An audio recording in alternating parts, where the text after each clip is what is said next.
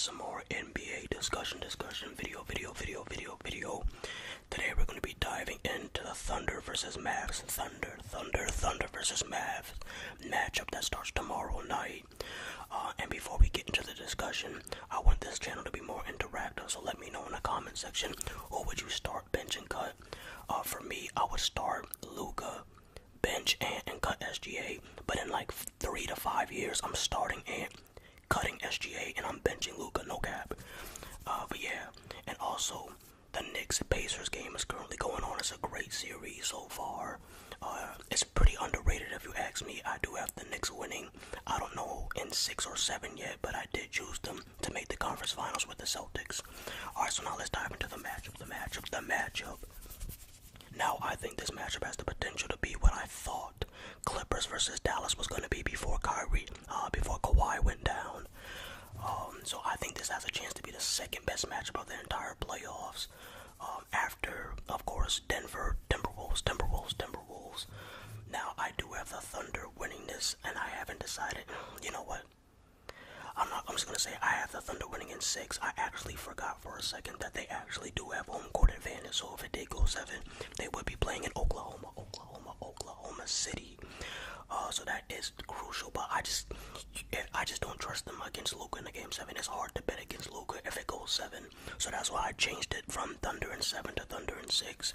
But let's take a quick look at the head-to-head matchups from the regular season. So the Thunder were 3-1 versus the Dallas Mavericks in their regular season matchups. And as you can see, all of the games were close. They were decided by 10 points or less. So I think we're in for a long series.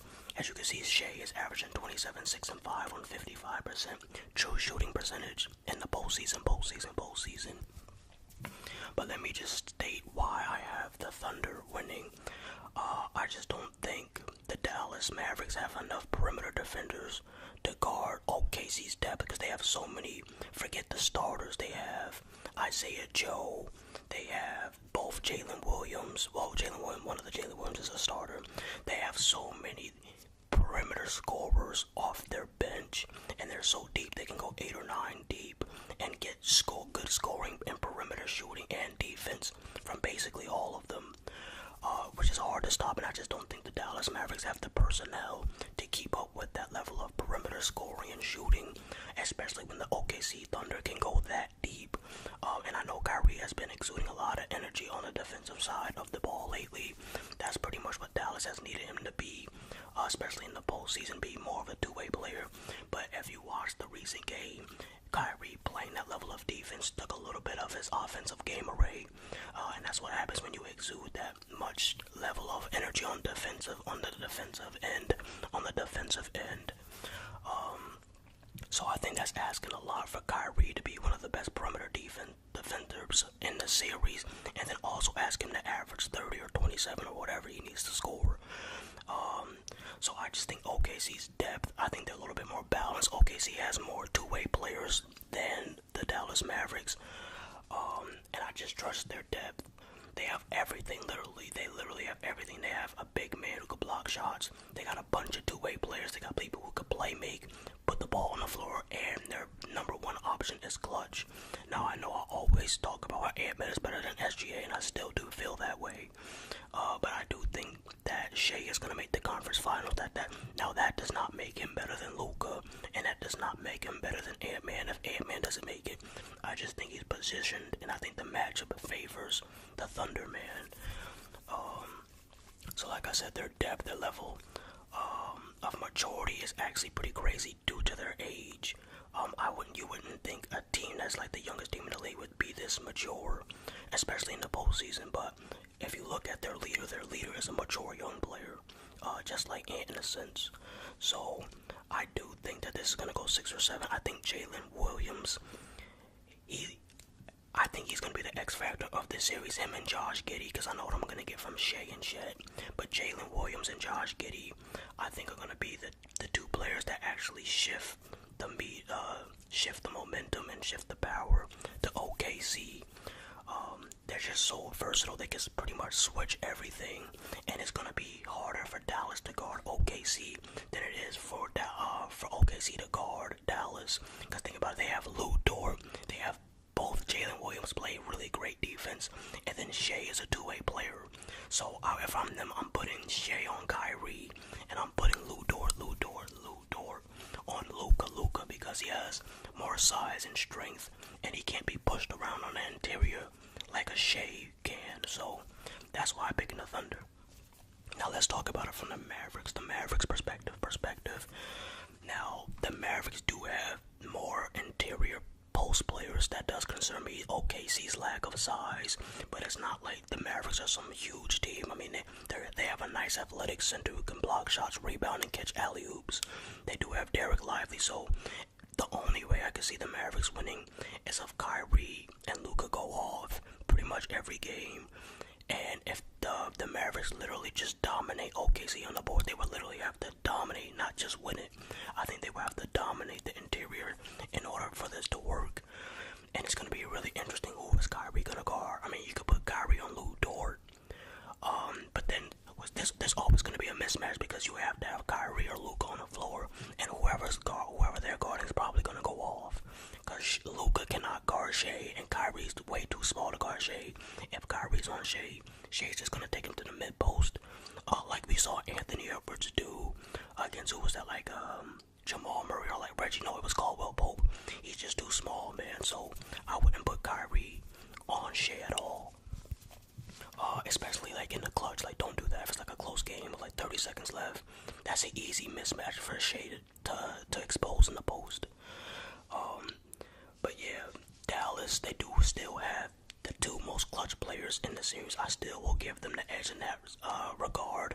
However, this isn't the Clippers, because I know I said that about the Mavericks and the Clippers.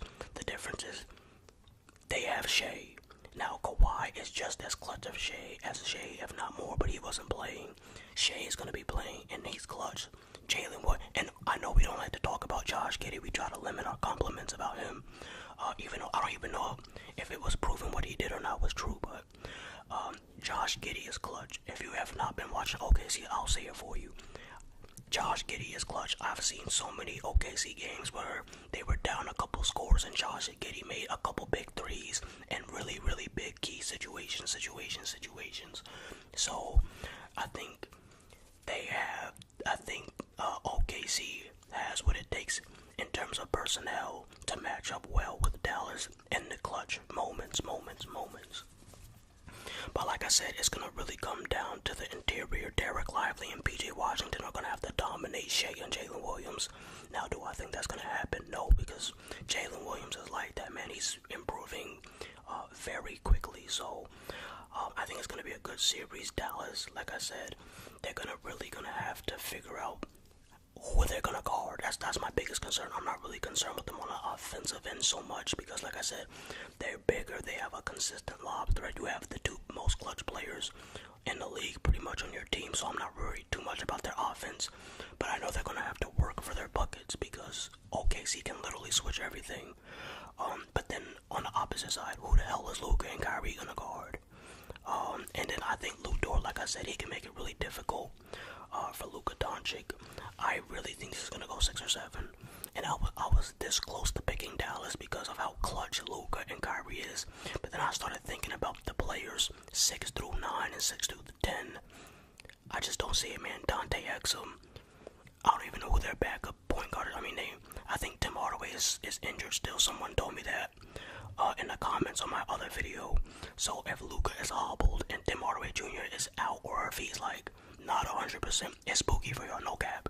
It's gonna get really, really spooky for y'all. Y'all better hope that Gafford and Washington really make their open shots and really crash the offensive glass, because that's what's gonna take. The Mavericks are pretty much gonna have to play like the Timberwolves in order to win this series, because if all they're doing is shooting a bunch of threes, if all they're doing is shooting a bunch of threes, you're not gonna beat OKC at their own game. You're just not.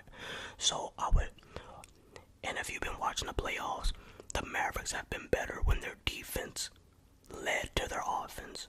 Because usually when you see Kyrie and Luka, you just think about offense. But they've been winning games when they've decided to lock in on the defensive end. And then get easy transition buckets. You get Kyrie going, you get Luka going. You get your Gafford going on the lob in transition. He can run the floor well. I said he reminds me of a poor man's DeAndre Jordan.